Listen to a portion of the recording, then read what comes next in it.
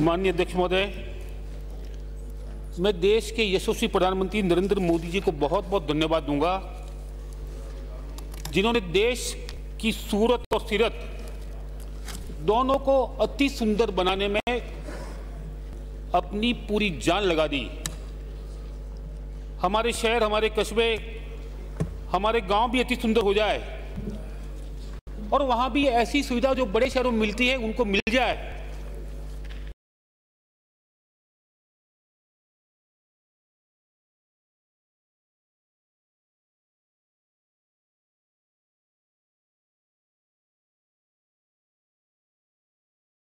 तेज तर्राट दबंग मंत्री, 137 साल की पुरानी कांग्रेस के इतिहास में यदि किसी नेता ने दबंगता दिखाई ना, वो आप हो। हाई कमान के फैसले को उनके अपने बदलने का जो साहस किया ना मंत्री, उस हिम्मत की मैं दाद देता हूं कि आपने हाई कमान को पैर पीछे खींचने के लिए मजबूर किया। और वही नहीं, आपने आंख झुकाकर बात नहीं की, आपने हाई कमान को आंखें तरे कर अपनी ताकत का परिचय भी दिया है। और आप जब हाई कमान को आप इतना सख्ती से पेश आ सकते हो, तो आपके नीचे छोटे मोटे कर्मचारी है ना, जो आज की तारीख में बेखौफ हो गए। और मात्र इतना नहीं, जब जब आपके आका की कुर्सी पर संकट आया ना, विषय पर आओ माननीय। हाँ, वो विषय ना, मैं माननीय मंत्री जी को उनकी ताकत का एहसास करा रहा हूं कि आप कितने शक्तिशाली हो। मैं आपकी ताकत का आपको एहसास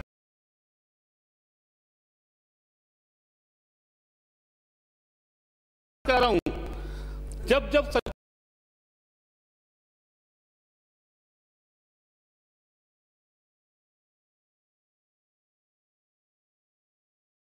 सरकार के ऊपर भी संकट आया, मैं गवाह हूं, मेरे 3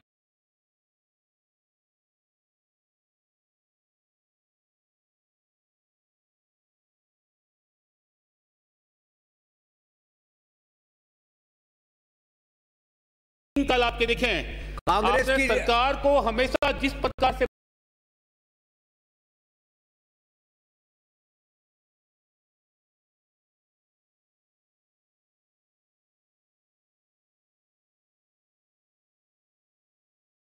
प्रोटेक्ट किया है, उसकी मैं आपसे तारीफ करता हूं। कांग्रेस की राजनीति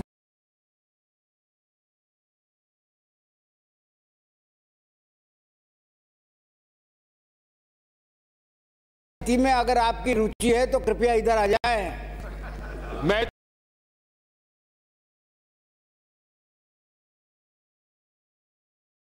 तो आपको आपकी ताकत का एहसास कराने के लिए बात कर रहा हूं।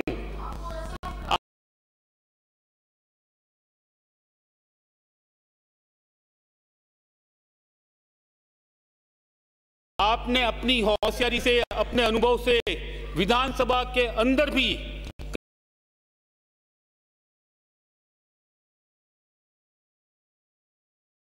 कहीं कांग्रेस कटघरे में खड़ी हुई ना, तो आपने कितनी सफाई से उसको बाहर निकाल दिया।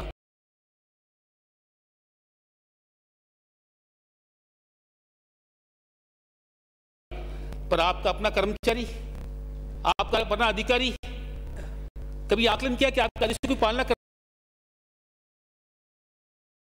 कि नहीं करता? वो यहां से आप आदेश देते हैं, निर्देश निकालते हैं, वहां कितनी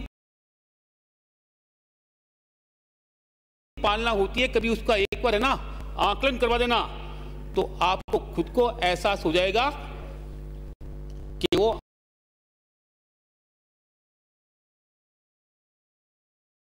आपके कहने के अनुसार नहीं, उसका मन हो तो काम करेगा।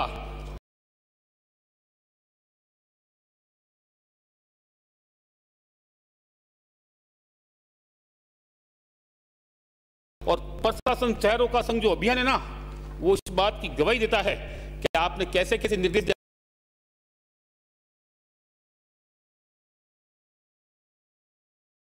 जारी किए, आपने कैसे आदेश जारी किए।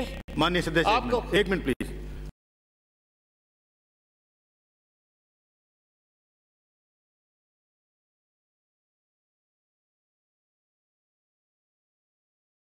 ये जो अभी माननीय सदस्य ने जो बात कही ना, हाई कमांड को ये दिखा दिया, वो दिखा दिया, वो सब डिलीट होगा। कोई बात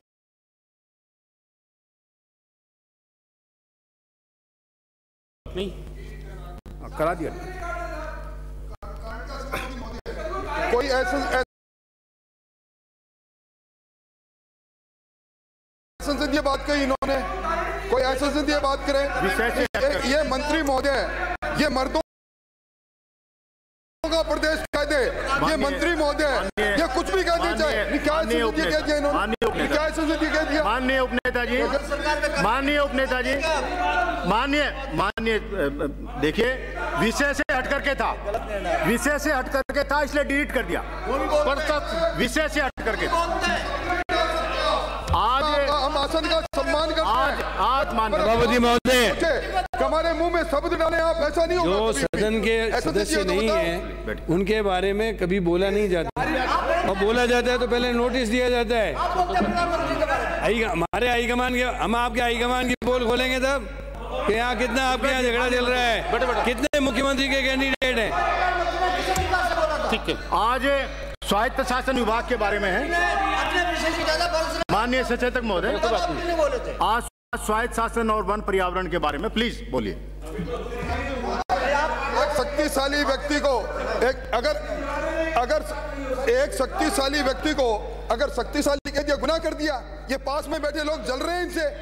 अगर इन्होंने कह दिया शक्तिशाली है, मेरे द्वारा किए गए काम को यहाँ पर डिस्कस नहीं कर सकते कि क्या हुआ क्या नहीं हुआ। अंदर की स्टोरी आपको मालूम नहीं है। नहीं हमें है ना। नहीं गलत बात है, मेरे को तो है। आप गलत बोल रहे हैं, बिल्कुल गलत है आपका। मेरे को मत चुनौती दो, हाईकोर्ट में मिल रहे हैं ना। मेहरबानी करके कटवाइए साहब। डिलीट हो गया। माननीय सभापति महोदय, सभापति महोदय, ये अगर इस तरह डिलीट होंगे तो फिर हम बोलने क्या बोलेंगे। इन्होंने क्या कह दिया। स्वायत्त शासन, वन और पर्यावरण के बारे में प्लीज बोलिए। ठीक है, जनता आवाज चल गई, वो भी नहीं बोलेंगे, वो भारत सरकार में नहीं बोलेंगे। आसन द्वारा दी गई व्यवस्था सब पर लागू होती है। आपने प्रशासन शहरों के संग अभियान चलाने का काम किया। कितनी छूटें, कितनी रियायतें, कितनी शिथिलता आपने प्रदान की।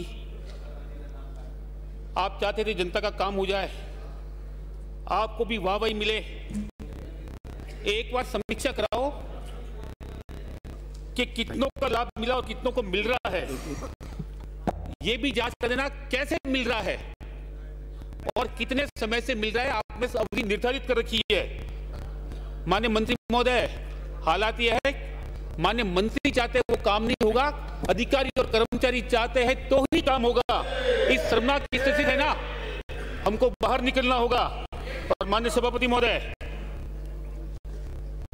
नियम बना दो आप, निर्देश दे दो आप। और नियम और कानून ये सदन बनाता है 200 एमएलए मिलकर। इन 200 एमएलए के बनाए नियम और कानून पर भी आपका बाबू है ना,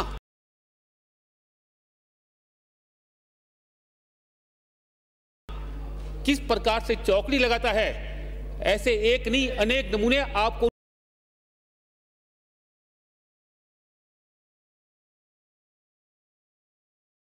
पत्रावलियों के जरिए महसूस हो जाएंगे। इसलिए जो भी आपके निर्देशों की पालना नहीं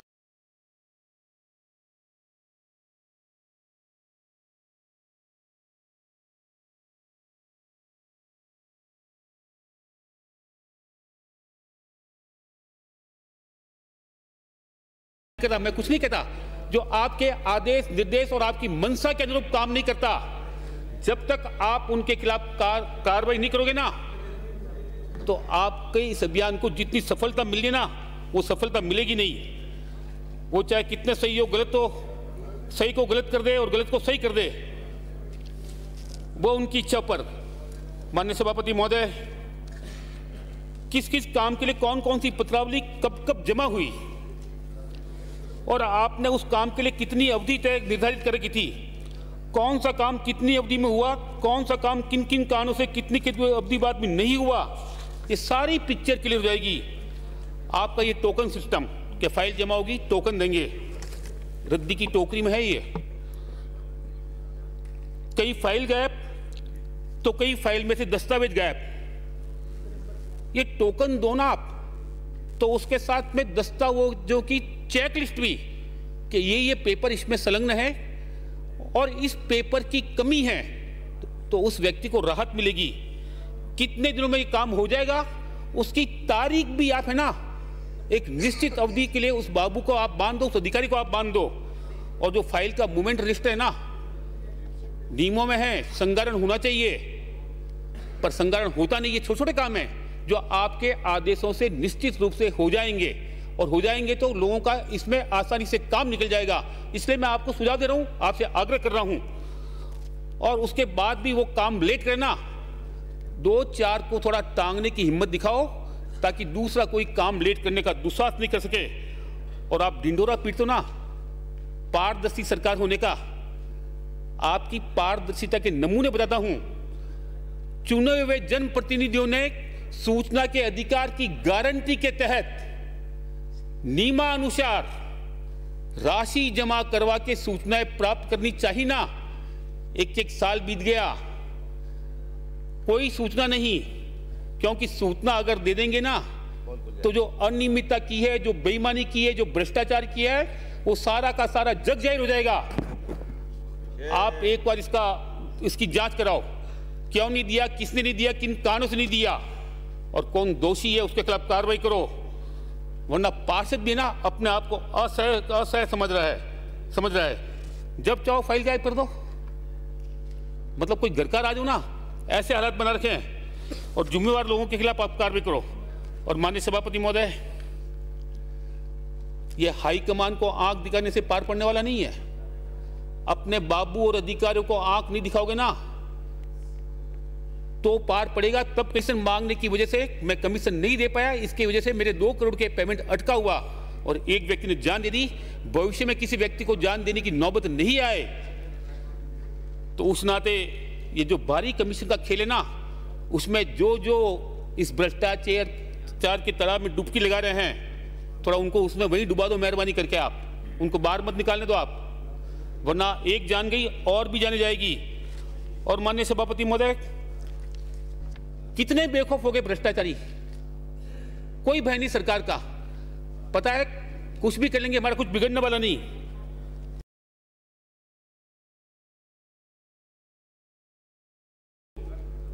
जिसको लेकर 4 महीनों से वहां की जनता परेशान हो रही है। माननीय कलेक्टर महोदय पूरा प्रयास कर चुके, करोड़ों का पेमेंट उठ गया। और वहां जो सड़क की दुर्दशा ना, एक बार जांच करा दो, एंटी करप्शन वो जांच चल रही है, एक आपके विभाग की जांच करवा दो आप, कोई अच्छे अधिकारी को भेजकर, तो कितनी राशि उठी और कितना काम हुआ, ये सारी पिक्चर सामने आ जाएगी। नाली निर्माण होता ही नहीं और पेमेंट हो जाता है। माननीय सभापति महोदय, ये जनता का पैसा है, जनता के हित में काम आना चाहिए।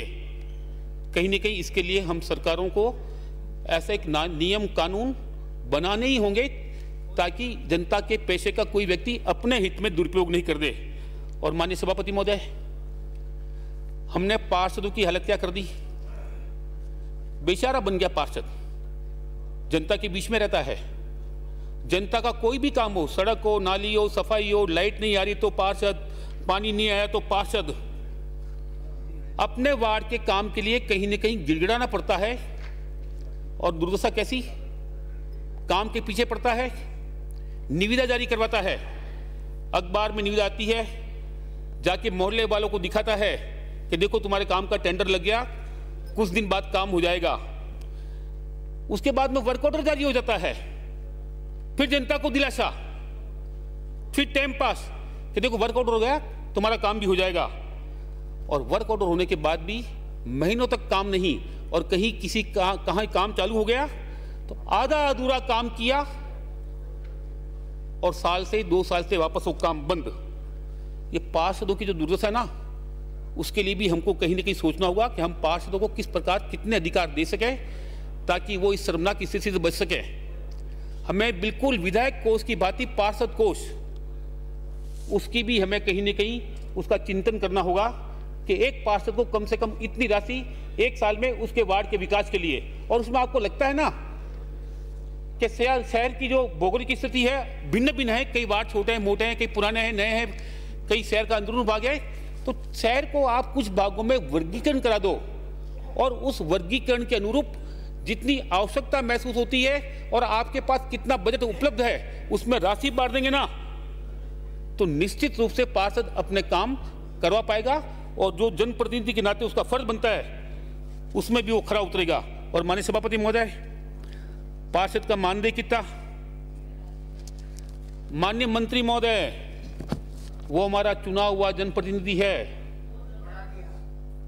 और बड़ा मेरा आग्रह रहेगा कि नगर परिषद में कम से कम पार्षद को 25,000 रुपए मासिक भत्ता मिले ताकि वो अपने काम को बेखूबी अंजाम दे सके, वरना जेम का खर्च भी करता है वो और काम होता नहीं। तो सम्मानजनक मानदेय पार्षदों को मिलना चाहिए। और माननीय सभापति महोदय, माननीय मुख्यमंत्री जी की एक बजट घोषणा, अगर शहर को स्वच्छ रखना है ना तो सफाई कर्मियों की जहां जहां पद रिक्त है ना, उन रिक्त पदों को हमको भरने की आवश्यकता। माननीय मुख्यमंत्री जी ने घोषणा की, पर घोषणा में क्या आगामी 2 सालों में, मैं बार बार जिक्र नहीं करता कि आपका 6 महीने बाद का भरोसा नहीं है। चुनाव के पहले जिन जिन नगर पालिकाओं में सफाई कर्मियों के जितने रिक्त पद है उनकी भर्ती के आदेश कर दो और चुनाव के पहले वो भर्ती हो जाए। हो सकता है कुछ लाभ उसका आपको भी मिल जाए। और समाप्त करिए माननीय सभापति। नहीं भाई, मेरा 20 मिनट का नहीं हुआ अभी तक, 15 मिनट ऊपर चले गए। बार बार इस तरह की बातें करते हैं, इसको कार्यवाही से निकालें। ये जो बीच में मेरे हमारे हाईकमान से इनको क्या मतलब? माननीय सभापति महोदय, हम हाईकमान के पूरे भक्त हैं, उनके सब कहनों को मानते हैं। डिलीट कर रहे हैं, बोल दिया। माननीय सभापति महोदय,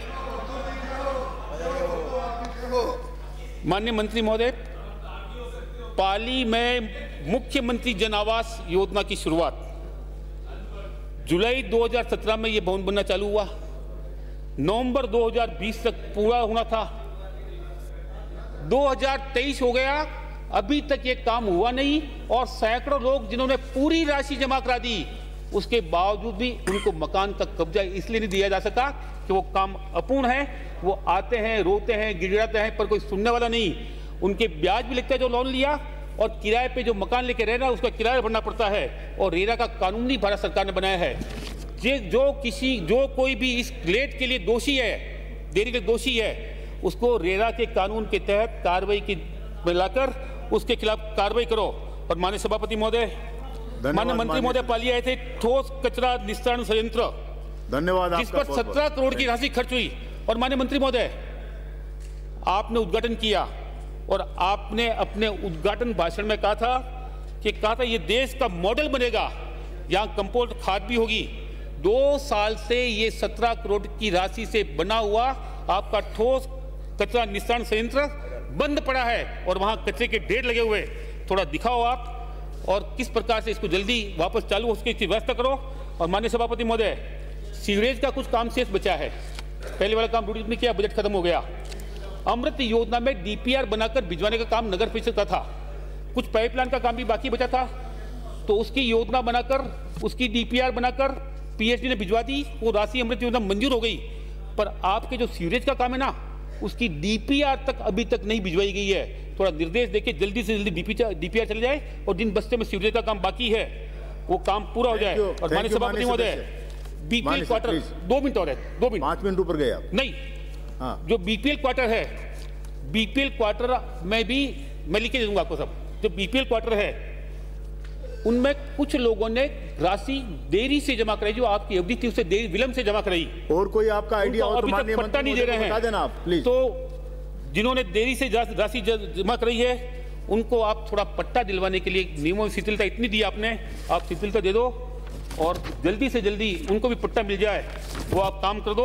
और माननीय सभापति महोदय, अंतिम 1 मिनट की बात मैं कहता हूं, अंतिम 1 मिनट लूंगा मैं।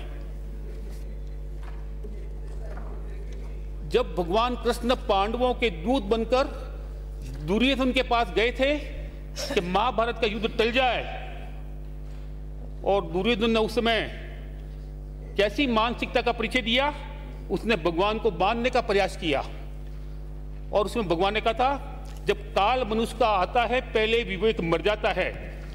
यही हालत कांग्रेस पार्टी के नेताओं की हो गई है। धमकी देते हैं देश के प्रधानमंत्री को जान से मारने की थैंक यू श्री देश रफीक को खान। बदनाम करने का काम करते हैं। श्री रफीक खान ये करते हैं ना। डिलीट करिए। श्री और रफीक ये खान तो ये नरेंद्र मोदी भगवान कृष्ण का प्रतिरूप और ये भारत की भूमि से पाप अधर्म असत्य अन्याय का नाश डिलीट किया जाए। निकाला भ्रष्टाचार लूट बेईमानी शोषण का खेल कांग्रेस ने खेला है। इन सबको जेल में डालने का काम करेगा। इसलिए मेहरबानी करके देश के सर्वोच्च नेता नहीं होगा, अंकित नहीं होगा। Thank you Shri Rafiq.